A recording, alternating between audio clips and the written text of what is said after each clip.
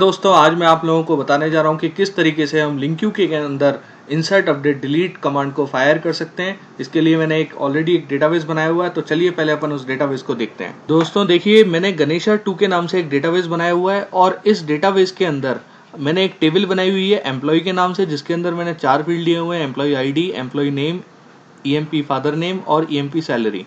जिसके अंदर EMP ID है वो प्राइमरी की है। जैसे कि आप लोग जानते होंगे कि एंटिटी फ्रेमवर्क के अंदर अगर कोई भी आप टेबल बनाते हो तो उस टेबल के अंदर एक फील्ड आपका प्राइमरी की होना ही चाहिए। ये कंस्ट्रेंट एंटिटी फ्रेमवर्क 6.0 के अंदर ऐड हो चुका है। तो चलिए आगे अपन इसी को कंटिन्यू करते हैं और देखते हैं कि किस तरीके से अपन ये काम कर सकते हैं। तो मैं क्या क्या करता हूँ कि एक सिंपल सा एक प्रोजेक्ट क्रिएट करता हूँ। यहाँ मैं लिख देता हूँ लिंक्यू क्रड हिंदी। ये मेरा एक प्रोजेक्ट का नेम है। नेम आप कुछ भी रख सकते हैं, ये थोड़ा सा टाइम लेगा। अच्छा, मैं यहाँ एमटी को सिलेक्ट करने जा रहा हूँ और एमवीसी प्रोजेक्ट को सिलेक्ट करूंगा, देन ओके करूंगा। तो देखिए दोस्तों, मेरा एक प्रोजेक्ट यहाँ क्रिएट हो चुका है। सबसे पहला काम जो होता है इसके अंदर मॉडल को क्रिएट करना। अब मॉडल क्रिएट करने का मतलब ये नहीं है कि जो एमवीसी की अप्रोच होती है कि आप मॉडल के लिए क्लास ऐड करते हो, ये आपको यहाँ करने की जरूरत नहीं है। आप क्या कर सकते हैं, मॉडल्स में जाके यहाँ पर जाइए, ऐड न्यू आइटम। ठीक है, हम यहाँ क्या करने वाले हैं पहले मैं आपको इसके बारे में बता देता हूँ। लिंक्यू टू एसक्यूएल को हम यहाँ परफॉर्म करने जा रहे हैं। लिंक्यू टू एसक्यूएल का मतलब क्या होता है कि लिंक्यू के थ्रू एसक्यूएल सर्वर से कनेक्टिविटी करना है, एसक्यूएल की क्वेरीज को फायर करना। ठीक है, तो इसके लिए आप क्या करें, एक आपको टेम्पलेट यहाँ मिलता है लिंक्यू टू एसक्यूएल क्लासेस। आप इस टेम्पलेट को यहाँ सेलेक्ट करें। इसका नेम आप कोई भी रख सकते हैं। फॉर एग्जाम्पल मैं यहाँ रख देता हूँ एम्प्लॉय डिटेल। ठीक है, एम्प्लॉय डिटेल्स के नाम से आपका क्या है, डीबीएमएल फाइल बनेगी। ठीक है, ये आपको मॉडल्स के अंदर ऐड करनी है, क्योंकि मॉडल के अंदर ऐड करने का रीजन ये है कि जो भी आपकी क्लासेस बनती है, मॉडल प्रॉपर्टीज वगैरह बनती हैं, वो सभी इस डीबीएमएल फाइल के अंदर ऑटोमेटिकली क्रिएट हो जाती हैं। तो चलिए ऐड बटन के ऊपर क्लिक करते हैं और देखते हैं क्या होता है। तो दोस्तों जब ये आपका ऐड हो जाता है तो उसके बाद आप देखें यहाँ कुछ तो रेफरेंसेस ऐड हो गए, जैसे आपका system dot data dot Linq, system dot drawing या सिस्टम डॉट डेटा। तो ये आपके क्या रेफरेंसेस ऐड हो जाते हैं। लेकिन साथ के साथ अगर आप इस डीएमएल फाइल को देखें तो ये आपकी एक्चुअल फाइल है, जिसके अंदर आपका ये एम्प्लॉय डिटेल्स के नाम से आपका एक ऑलरेडी बना हुआ एक मॉडल आ रहा है, जिसके अंदर कुछ प्री डिफाइंड मेथड्स हैं। ये अपनी डेटा कंटेक्स्ट फाइल होती है। लेटर अपन देखेंगे कि डेटा कंटेक्स्ट फाइल का यूज क्या है।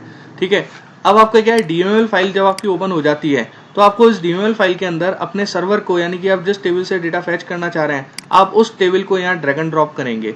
तो उसके लिए अपन क्या करते हैं, सर्वर एक्सप्लोरर को ओपन कर लेते हैं। अगर ये ओपन नहीं होता है तो आप क्या कर सकते हैं कि व्यू में जाकर भी सर्वर एक्सप्लोरर को ओपन कर लीजिए। ठीक है, ये ओपन हो गया। अब आपको करना क्या है, एक डेटा कनेक्शन बनाना है। तो डेटा कनेक्शन पे राइट क्लिक करके आप ऐड कनेक्शन कीजिए। ऐड कनेक्शन किया आपने। देखिए डेटा कनेक्शन क्या है कि आप इस एसक्यूएल सर्वर से कनेक्टिविटी करना चाह रहे हो। ठीक है, तो गणेशा 2 मेरा डेटाबेस है। अगर मैं इसका डेटाबेस का जो सर्वर नेम है वो है ./yogesh.net.com। ठीक है, yogesh.net। ठीक है, .com नहीं है इसके अंदर। तो किससे आप कनेक्टिविटी करने जा रहे हैं, जैसे आपने Microsoft SQL server database file अगर इंटरनल आपने कोई भी बनाया हुआ है, डेटाबेस बनाया हुआ है, तो आप उससे कर सकते हैं। अगर मैं डायरेक्टली किसी ओपन सोर्स या फिर अपने एसक्यूएल सर्वर से जो आपने मैनेजमेंट स्टूडियो के अंदर डाला हुआ, अगर आपको उससे कनेक्टिविटी करनी है तो आप माइक्रोसॉफ्ट एसक्यूएल सर्वर को कनेक्ट कीजिए। यहाँ अपना सर्वर नेम जो आपने एसक्यूएल सर्वर मैनेजमेंट स्टूडियो के अंदर डाला हुआ है वो आप यहाँ डालें। विंडोज ऑथेंटिकेशन से लॉगिन कर रहा हूँ मैं। अब यहाँ से जाके मैं अपने डेटाबेस को सिलेक्ट करूंगा जो कि गणेशा 2 है। ठीक है, टेस्ट कनेक्शन कर लीजिए। कनेक्शन आपका सक्सीड हो गया, इसका मतलब आपका कनेक्शन सक्सेसफुली बन चुका है। इसके बनने के बाद आप देखेंगे कि आपने गणेशा 2 डेटाबेस के अंदर जो भी टेबल्स बनाई हुई हैं वो सारी की सारी टेबल्स आपको यहाँ मिल जाएंगी। तो अभी मुझे जिस टेबल की रिक्वायरमेंट है, जिसके ऊपर मैं क्रेड ऑपरेशन को परफॉर्म करने वाला हूँ, वो है मेरी एम्प्लॉय टेबल। तो सिंपली मैं क्या करता हूँ, इस एम्प्लॉय टेबल को सिर्फ ड्रैग एंड ड्रॉप कर देता हूँ। ठीक है, तो जब मैं इसे ड्रैग एंड ड्रॉप करूंगा तो आप देखें एक विंडो मेरे सामने ओपन होकर आ चुकी है, जो रिप्रेजेंट कर रही है आपके एम्प्लॉय टेबल को, जिसमें आपने ईएमपी आईडी, ईएमपी नेम और ये 4 फील्ड्स लिए हुए हैं। तो जब आप ये ऐड कर लेते हो दोस्तों, तो आप यहाँ देखें कि आपको एक फाइल यहाँ ऐड हो जाती है, मॉडल की फाइल। ठीक है, तो आप अगर देखेंगे इसे और डिटेल में, एक बार आप इसे बिल्ड कर लीजिए प्रोजेक्ट को। जब आप बिल्ड करते हैं तो एक तो देखिए एम्प्लॉय टेबल आपके यहाँ क्रिएट हो गया, यानी कि मॉडल आपका क्रिएट हो चुका है। साथ के साथ ये कुछ ओवरराइड करने के लिए बोल रहा है, कोई बात नहीं, यस टू ऑल कर दीजिए। ठीक है, तो ये ओवरराइड होगा तो आप देखें ये आपकी मॉडल बन चुका है। ये मॉडल बना क्या है, ये मॉडल है जो आपने डेटाबेस के अंदर टेबल बनाई हुई है, उस टेबल को मैपिंग करने के लिए, उस टेबल के साथ मैपिंग करने के लिए ये आपके एक एम्प्लॉय क्लास बन चुकी है, जिसके अंदर आप देखिए जो फील्ड्स आपने वहाँ डिफाइन किए हुए थे वो फील्ड्स आपके यहाँ क्लियरली एज ए प्रॉपर्टी की फॉर्म में दिखाई दे रहे हैं। तो चलिए अभी इसकी अपने को कोई एज सच कोई रिक्वायरमेंट नहीं है। ठीक है, ये इंटरनली सब डेटाबेस जो होगा और ऑटोमेटिकली मैनेज हो जाएगा। तो सबसे पहला काम क्या होगा, अपन एक कंट्रोलर में जाके, ठीक है, एक नया कंट्रोलर ऐड करते हैं।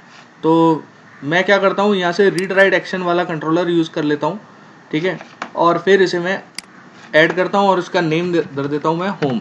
ठीक है, होम रखने का रीज़न क्योंकि रूट कॉन्फ़िग फाइल के अंदर होम कंट्रोलर और इंडेक्स सेक्शन की एंट्री बाय डिफ़ॉल्ट होती है।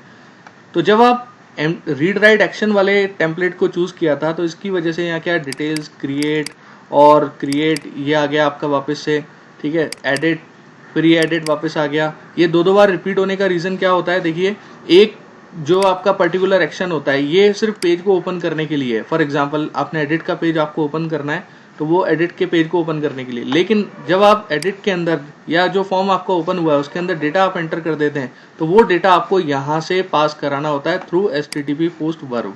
ठीक है, ये आपकी कुछ प्री डिफाइंड है, तो अपन अभी इसके बारे में ज़्यादा डिटेल में नहीं जा रहे हैं। तो इंडेक्स सेक्शन पे मैं क्या चाहता हूँ कि एम्प्लॉय टेबल के अंदर जो भी डेटा है उस डेटा को मैं एक बार रिट्रीव कर लूँ। तो दोस्तों पहले एम्प्लॉय टेबल के अंदर अपन डेटा तो डाल लें, तो थोड़ा सा डेटा मैं एक बार एंटर कर देता हूँ जब तक मैं वीडियो को पॉज कर रहा हूँ, नहीं तो अननेसेसरी टाइम वेस्ट होगा। टाइम बचाने के लिए मैंने सिर्फ 2 रिकॉर्ड एंटर किए हैं, एक तो योगेश शर्मा ये और विकास शर्मा ये, ठीक है ना, सिर्फ 2 वैल्यूज़ मैंने एंटर किए हैं। रिफ्रेश कर लीजिए, आपका डेटा यहाँ अपडेट हो जाएगा। अब आप जाके अब यहाँ क्या करेंगे, देखिए आपको सिंपल सा एक काम करना है, इंडेक्स सेक्शन पे राइट क्लिक करके इसके बीचों बीच में जाके ऐड करके आप ऐड व्यू करें। ऐड व्यू करने के बाद टेम्पलेट आपको यहाँ से सिलेक्ट करना होता है। टेम्पलेट में आप सिर्फ लिस्ट शो करना चाह रहे हो तो आप लिस्ट को यहाँ सेलेक्ट कर लीजिए। अब ये मॉडल क्लास पूछ रहा है कि किस मॉडल से आपको इसको पॉपुलेट करना है, तो मॉडल क्लास मेरी यहाँ जो होगी जिसे मैं एम्प्लॉय टेबल का डेटा फैच करना चाह रहा हूँ, तो आप इस एम्प्लॉय को यहाँ सेलेक्ट करेंगे, मॉडल क्लास हो गई आपकी। ठीक है, लेआउट पेज को सिलेक्ट कर ले, कोई फर्क नहीं पड़ता, अपन इसे ऐड करा देते हैं। तो ये थोड़ा सा टाइम लेगा।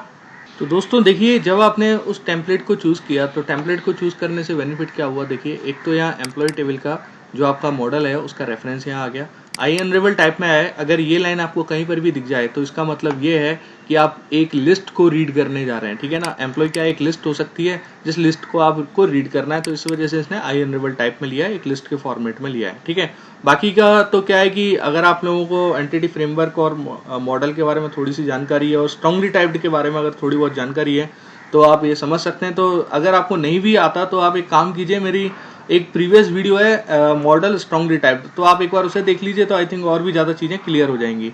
आप फॉर ईच लूप का यूज़ करके यहाँ डेटा आइटम्स को शो करना चाह रहे हैं। ठीक है, तो अभी ऐसा डायरेक्टली डेटा तो आएगा नहीं, डेटा अपन लाएंगे कैसे, आपको करना क्या पड़ेगा, यहाँ पर एक लिंक क्यू क्वेरी को लिखना पड़ेगा।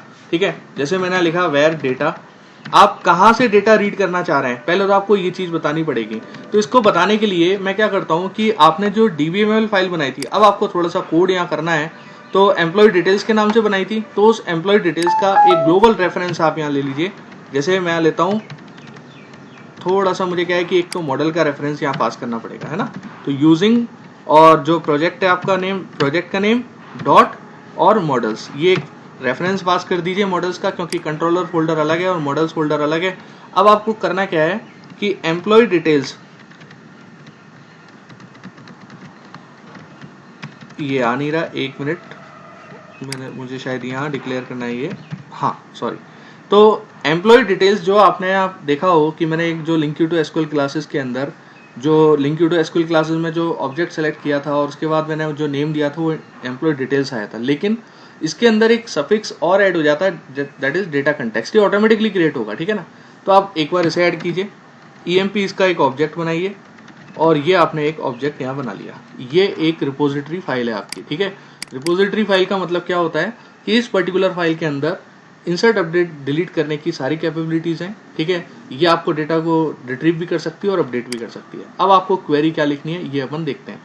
मैं क्या लिखता हूँ, where data equal to EMP dot, तो आप देखेंगे यहाँ जो आपने टेबल बनाई हुई थी वो एक प्लूरल फॉर्म के अंदर आ जाती है। प्लूरल फॉर्म का मतलब क्या हुआ, आपने जो टेबल तो बनाई थी एम्प्लॉय, लेकिन अगर आप इसे यहाँ देखेंगे तो ऑप्शंस में एम्प्लॉयज आ रहा है। ठीक है, ये प्लूरल फॉर्म होती है, ऑटोमेटिक जनरेट होती है, यानी कि जो भी आपका मॉडल होता है वो प्लूरल फॉर्म के अंदर कन्वर्ट हो जाता है। ठीक है, employees dot to list, to list क्या है, एक प्रीडिफाइंड मेथड है कि हाँ भैया आप इसे लिस्ट में कन्वर्ट कर दीजिए और इसे डेटा के अंदर पास करा दीजिए। अब आपको करना क्या है कि ये जो डेटा आएगा ये क्या करेगी लाइन, ये कंप्लीट एम्प्लॉय की डिटेल्स को लेके आएगी। अब इस डेटा को आपको रिटर्न व्यू पर पास करना होगा। ठीक है, ये मॉडल को पॉपुलेट करने के लिए यूज में आएगा, क्योंकि आपने यहाँ क्या किया हुआ है कि मॉडल से डेटा को रीड कर रहे हो। अब ये मॉडल पॉपुलेट हो कहाँ से रहा है, जब आप कंट्रोलर से डेटा को व्यू पर भेजना चाह रहे हो तो आपको मॉडल से डेटा रिट्रीव तो करना पड़ेगा। तो आप इस तरीके से इसे ऐड करके, यानी कि जो ऑब्जेक्ट आपने बनाया ये तो लिस्ट रिटर्न कर देगा, इस लिस्ट को व्यू पर सेंड करने के लिए व्यू के आर्ग्यूमेंट में आप डेटा बना के पास कर दीजिए। अब आप इसे एक बार रन कराइए और देखिए क्या आउटपुट मिलता है। तो दोस्तों आप देख सकते हो कि मुझे यहाँ कंप्लीट डेटा मेरा मिल चुका है, ठीक है। और जो मैंने वहाँ टेबल बनाई हुई थी उस टेबल के अकॉर्डिंग यहाँ सब कुछ आ चुका है, योगेश शर्मा और ये जो भी वैल्यू आपने डाली थी। तो चलिए अपन आगे इसे और देखते हैं, लेकिन मेरे वीडियो का साइज अब ज़्यादा हो रहा है तो मैं एक काम करता हूँ दोस्तों, इसे कुछ पार्ट के अंदर डिवाइड कर देता हूँ, ठीक है। सेकंड पार्ट के अंदर अपन और भी आगे की चीज़ें देखेंगे, ठीक है।